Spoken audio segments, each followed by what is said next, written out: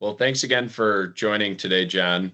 Today's discussion is going to be around Hyperbots company-specific configuration capabilities. And first question for you. So your ERP is highly customized. How did Hyperbots cope with that complexity during integration? Yeah, that's a good question. And that always comes up is the complexity during the integration on how you do any customizations and things in the different configurations, which you run into in any of these sorts of implementations. So the connector for Hyperbots, it maps straight into the NetSuite subsidiary tables and user-defined fields. So there's no middleware, no hard coding. Hyperbots has a data model designer that lets us bind the program ID, the funding source, and other any bespoke type fields in the browser UI. So when we're posting transactions inside 3 weeks, competitors told us to standardize first. And how are users' roles and org hierarchies imported? Yeah, the roles and hierarchies are imported from the HRMS in this case, and the Hyperbots that reads the Workday job codes, and then it creates the like if the person's a AP clerk, procurement officer, plant controller, all those roles come forward from the HRMS system. Awesome. And did you have to alter existing business processes to fit the tool? No, we did not have to alter the business processes. We created a tax verifier role and that unique to the telecom entity and then routed disputed invoices to it. And we made sure to keep the retail entity on a simpler two-step flow, all done with no code screens. So it can customize and go with whatever business process you have. So that's one of the great things about it is that you don't have to change and try to alter how you actually your workflows and things within your business. And UI preference can be political. How could you brand or rearrange screens? Yeah, so we inserted our own color palette, and then we pinned a top 10 aging vendors on the dashboard. So we were able to move things around. We hid modules that were irrelevant to the retail. And then Hyperbots generalize the UI framework. It binds the widgets to data models. So layout changes, you can just move things around. It takes minutes. And how granular are approval limits? The limit tables, they run by role and cost center. So that's the managers, you can go up to 10K, directors 25K, our CFO unlimited. We set those up so we can get pretty granular. And we overrode one project code, so it was 50K because it's a government grant. So again, it's no code. You just make the adjustments in the UI. And can these workflows be standardized for some entities and then granular for others? Yeah, absolutely. The retail uses a single simplified invoice workflow. Manufacturing runs invoice PRPO and granular accrual workflows. Hyperbots, it allows you to toggle between standard or granular modes per entity. And how did the platform learn your chart of accounts quirks that you guys would see? That's a good question because there's quirks within every entity and every within sometimes your own business. And it's not just business by business. A GL recommender agent is what goes in first. It goes in and analyzes the 24 months of journals, and then it will reach a 99% coding accuracy. We reached within the second month. So when we added a new IFRS ledger, the agent retained overnight, retrained it overnight, and we didn't have to remap or anything. So it just automatically retrains, which is really nice. And talk about matching and accrual policies. How tailored can those be?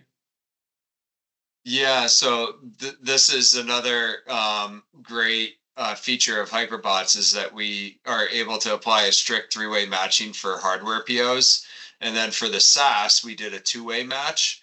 and no matching for utilities, and accruals cut off daily for the project division and monthly for retail. So we're able to decide how things and how frequently they post and what the matches are.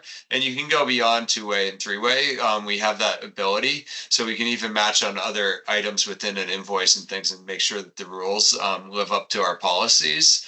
And we edit without having IT. Yeah, that's nice as well. Don't have to get them involved. And PO templates, notifications, audit trails, how far can you customize? Yeah, we can. We use the project code PO templates in the construction and lean template in retail. The notifications differ. So controllers, they'll get the Teams alerts. Plant buyers, they get email digests. Our audit trails include our own environmental approval. And then the competitors that we checked, they couldn't even add a field to the log. So that was, a good plus again. Sure. And where do competing platforms fall short in company specific flexibility? Yeah, so the competitors where they fell short was the import roles. They charge professional service fees for the custom fields too, so you have to maintain and you can't remap and retrain that easy when you do the custom. You can't write the non-standard GL segments. You're limited to one template per document type. Hyperbots treats all of them in a table-driven config, so you can continue to. You don't have to have professional service fees and everything to do any custom fields. And on the configuration side of it, how long did the whole configuration cycle take?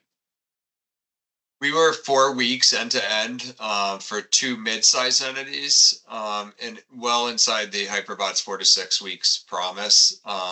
So that was it's a very quick win compared to its competitors as well, and some of the legacy tools where you're sometimes implementing for months. You can get up and running in weeks in this case, and half the timeline quoted the next best vendor. So we were half, like it's a minimum 3 months at most vendors. Yeah. And what happens when an employee changes departments?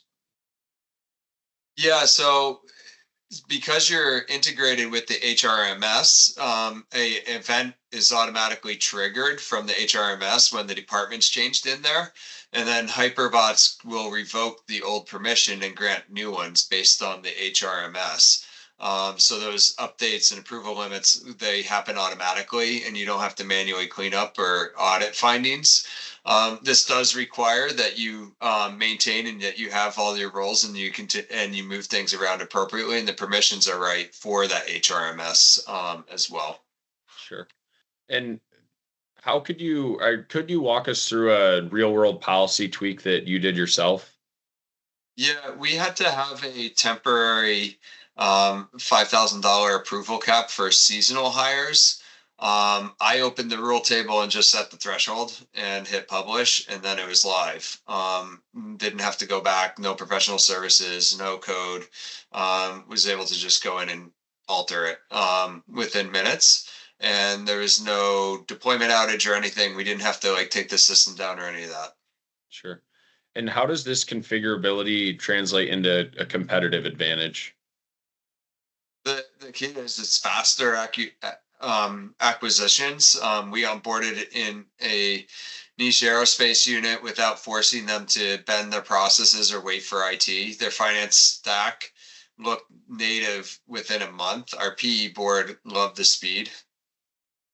And final scorecard, Hyperbots versus customizable competitors.